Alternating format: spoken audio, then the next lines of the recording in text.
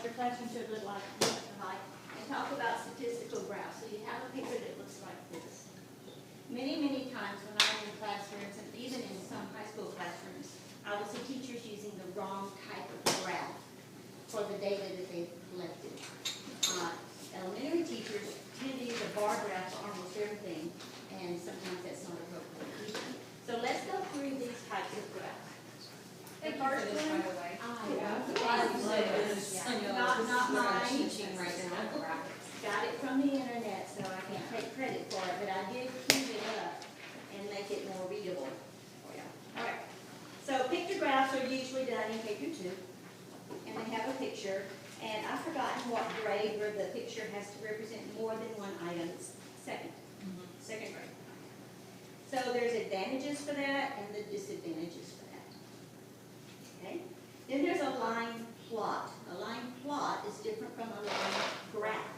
Yes, ma'am. On the pictograph, we just saw some research this last year that showed when elementary teachers use things like bunny rabbits or frogs or whatever in graphs, that it does not teach children the concept.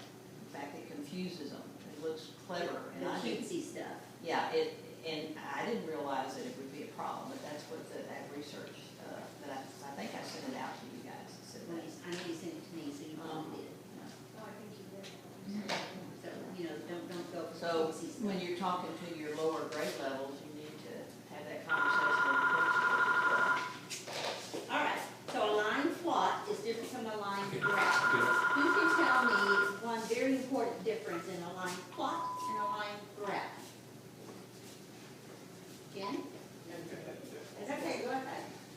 Line graphs have both pixels and axes. Okay. Plots will Yes, line plots have one variable, and line graphs have two variables. And line plots don't necessarily show a change over time.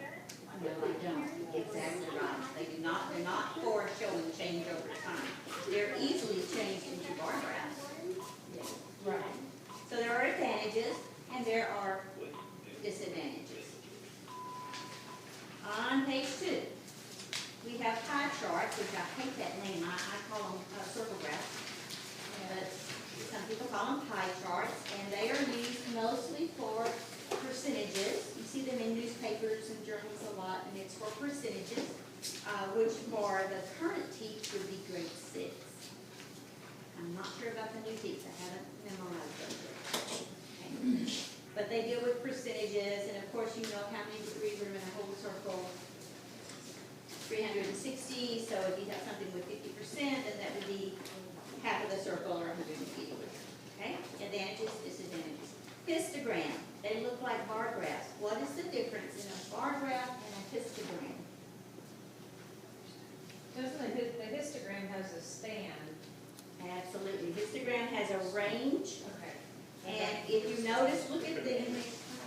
They touch. But why do they touch? Well, because it's not ending. There's no gap. If you look at the first bar, there's no gap between the 5 and the 6. Right. So what do we call that kind of data?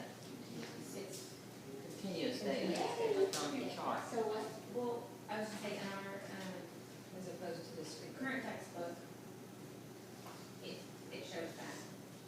But then in another resource that we use, it always puts the gap even though it's a histogram. So, yeah, I have found you have to be really careful. That's true. Even though it's a good resource it's published, it's very wrong. Yes, there are errors in some textbooks and lots of them on the internet. So Well, wait a histograms. minute, let's back up. If the textbook has been vetted by the state, by Texas, there are no mistakes in it. Because the publisher is fined for each mistake and it has to go back. That's the problem with buying non-textbook types of materials if the state is not vetted. So they say.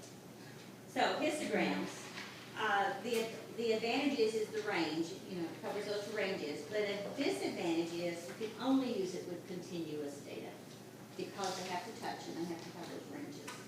Okay? All right. As opposed to a bar graph, what is a bar graph used for?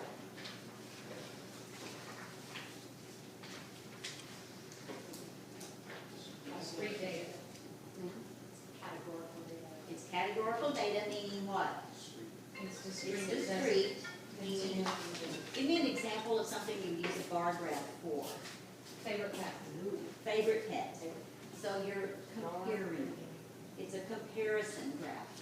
Okay, so if you're not comparing, you should not use a bar graph. Okay, so, distance equals rate times time, he's not comparing anything there.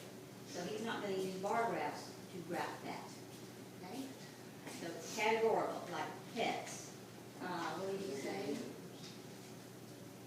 Pets, number of student, number of, categories, pets, number of kids in Eye the color, class, eye color. who's got shoes, who doesn't, you know, that kind of thing, all right? And then the line graph, which in the current text, they get in grade 5. It's the first time it shows up, is grade 5. First quadrant only, because they don't deal with negatives. And it shows changes over time. It's basically what it does. So in science, they use a lot of bar graphs because they do a lot of watching things change over time. Okay? You mean like So, progress. what did I say? Progress. Oh, excuse me, line graphs, thank you. So it's continuous data. What does that mean, continuous data? Toby, what does that mean? Be continuous data would be, like, over a certain period of time, something is occurring, and it may speed up or slow down, or remain constant. Okay, and you said over time, Yes, and time can be cut into smaller and smaller units. yes. There's units of time even smaller than seconds. We don't ever use them much, but, you know, tenths of a second, hundredths of a second if you're running track, you know that. So, continuous data can be divided into smaller and smaller and smaller units. Discrete data cannot. But continuous data would also have a y-intercept, right? Some of them, some of But them. not always at zero. Right, not always at the origin. In mathematics, we almost always have a y-intercept. In science, I've noticed sometimes they don't. Yeah. Think about it if you start taking the temperature of something, Yeah. room temperature, you're gonna Start start at that point. At that point. But it still have a y-intercept, because time would be 0. Right, that's what I'm talking about. Yes. Your y-intercept would be Not not at at the zero. origin. Yes. I can't think of a science example that would not have a y-intercept, but I know there are some, I've seen them. I think I it's- don't know. That killed it. Okay, moving right along, last page, we have a scatter plot. Now, scatter plot is just what it says, it's just a scattering of dots. It does have 2 variables, so it's bivariate. And is it continuous or not? Yeah,